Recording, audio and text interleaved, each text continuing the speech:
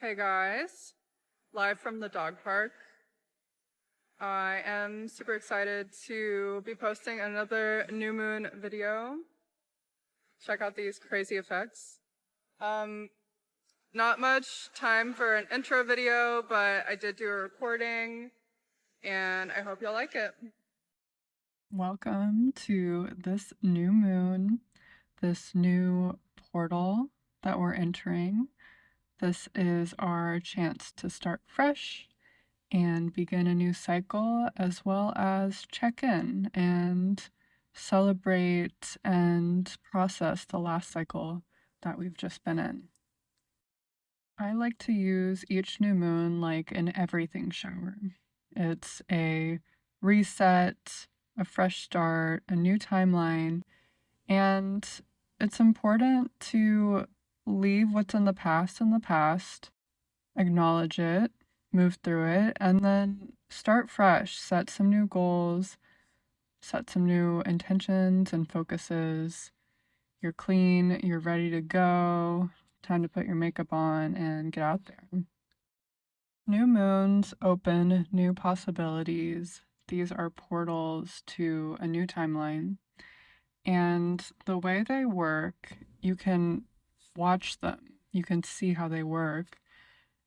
When you set an intention on the new moon or something happens on the new moon, 2 weeks later on the full moon, often you'll see a culmination, a hint, or even a physical manifestation come into being. By the end of the 29-day cycle, you have a new moon. That mini cycle is closing, and oftentimes there's resolve at the end of that cycle. And also, there's a 6-month cycle where you have the new moon in a certain sign, in this case, Scorpio. And then 6 months later, you have a full moon in Scorpio. And a lot of times that's when very clear manifestations and results can really shine. You can also check in a year. So, for example, from this Scorpio new moon to Scorpio new moon in 2026 and see the full cycle and how everything's played out and where you are now. Okay, so let's talk about this new moon and specifically the energy of Scorpio. That is the sign that the sun and moon are in on a Scorpio new moon. So the vibes are here, they're potent. Scorpio is a sign that represents the hidden worlds and realms that are just below the surface. So anything hidden in the shadows, not directly visible, not directly seen or felt, a lot more subtle in nature, and probably disguised or shrouded. Let's get into some more specific details about the sign of Scorpio. This sign is ruled by the planet Mars, the planet of war, aggression, and penetration. Mars represents things like weapons. Mars also represents the male sexual organs. Venus represents the female organs, by the way. Mars is also the planetary force that causes us to go after our desires. It's a force that gets us in action, motivates, stimulates. This is one of the 3 water signs in the zodiac. This water you can think about as more like the water that's underground and geysers. It's like pressurized and hot and, ready to eject or burst. It could also be like pockets of water in the earth that are stagnating and decaying. Scorpio has a couple sides to it, you know what I'm saying? Some core themes are death, like I said, decay, sex, We talked about that too. And anything that's taboo, anything that is something you can't normally talk about. I'm sorry that the audio keeps doing crazy things. I need to get a new microphone. Just maybe that's my next new moon intention. Just sorry for that if it's at all bothersome. So the moon actually isn't in its favorite sign in Scorpio. So something to keep in mind. It's technically in fall in Scorpio, and that just means that the moon is having a harder time doing moony things. The moon is all about nourishment, emotions, taking care, soothing, nurturing. And, this is a sign that represents war and passionate desire. It's not the most emotionally stabilizing place to be. The symbol that represents Scorpio is the scorpion. That makes sense, right? This one actually does make sense. Like Aquarius being a air sign, not a water sign, doesn't make sense. And if you think about it, a scorpion is a pretty lethal creature. It has that stinger, and I might be making this up, but I'm pretty sure they die after they sting, or I don't know, one of those things. So it's kind of a little tragic of a symbol, but also powerful and a little bit scary. So surprise, toxicity and poison is a theme with Scorpio. I'd group addiction in there with those things. Addiction definitely comes up with this sign. Regeneration is also a theme. The death, the destruction often leads to regeneration and a rebirth. Scorpio also represents the occult, intuition, paranoia, power, and abuse of power. I know this list isn't sounding super fun, but I did say this is the sign that represents the shadow realm and the darker, hidden things of life. So, yeah, there are some good things going for Scorpio, like people like sex, people like, I didn't list money, but money is often connected to Scorpio. Really, it's connected to power, and money is very congruent with power as a theme. Okay, babies, let us get into this chart reading. I have the chart right here, and I also have a little cheat sheet of the planets in case you need some reference. There's a lot going on with this chart, this next cycle that we're entering into, this next 29 days, 6 months, and 1 year. But it'll be felt most strongly around the new moon and thematically as we go through this next 29 days. The headliners of this chart are definitely Mercury and Uranus. You can see on the Scorpio Taurus axis here, we have Mercury in a cazimi with the sun and the moon right there at the same time. Kind of crazy.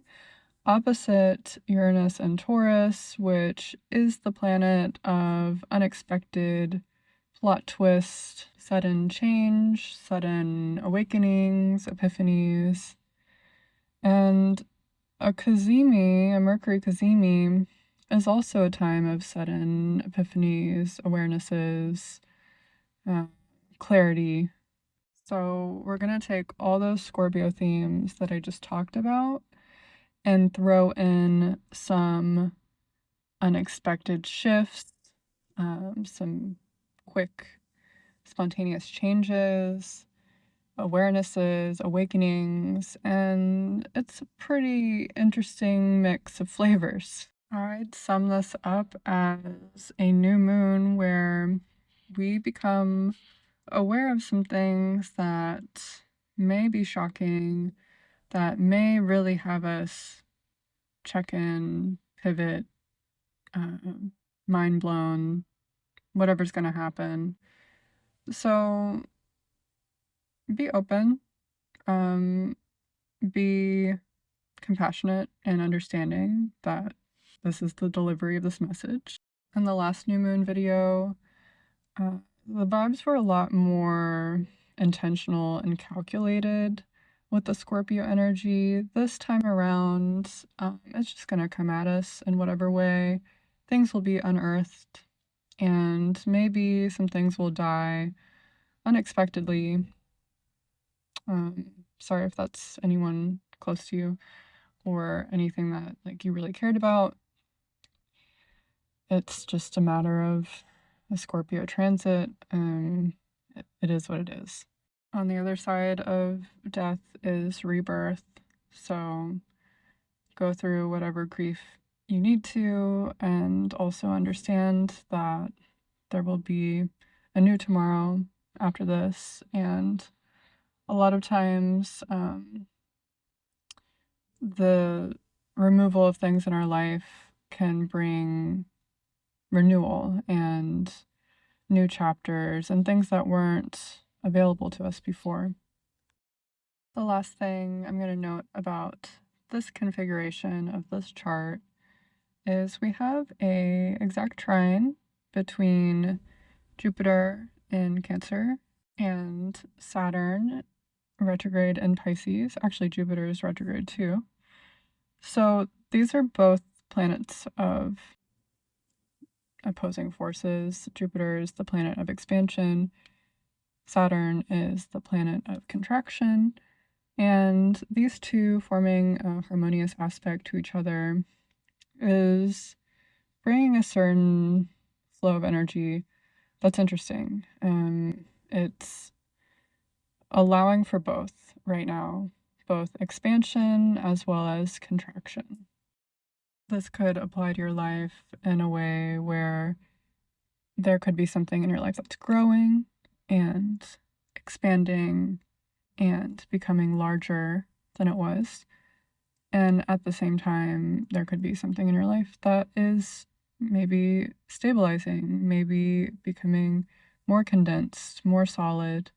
Either way, because it's a trine, these energies are working together, so both can coexist. Actually, I just had my eureka sudden awakening moment. Because this new moon is conjunct Mercury that's retrograde, and this is also in a trine with Jupiter and Saturn, a little bit more loose of a trine, but still a trine. This is a very potent retrograde focus. A retrograde is it's an illusion in the sky where it looks like a planet is moving backwards. And the way it impacts us is it feels like things are moving backwards. Things are moving slower, glitchier, whatever. This new moon is very imprinted with a retrograde focus. So this new chapter is less about moving forward and more about retracing some steps. In order to move forward, there is a very strong imprint of things of our past coming forward right now, and possibly these sudden shifts and awarenesses really have to do with things that are more previous in our lives versus forward leading. Hopefully that makes sense. I think as the month plays out, you'll see what I'm saying. Like, things are very much rooted in old themes, old people, places, events, but it's regenerating. It's something that is dying and rebirthing, bringing us into a new plane of existence. But it might feel like we're retracing our steps or even taking some steps back. So, interesting. It's a very unique new moon. I'm very curious to see what happens around this time and in this next cycle. I'm wishing you all the best, and these energies really are what you make of them. Things will happen, yes, but how you react and how you own it and how you surrender to the process, surrender to your creator and your mission. That's how ultimately these things play out and result. So you got this. Keep your head up, retrace those steps as you need to, and let the transformation take place. It's potent and it's real and it's here.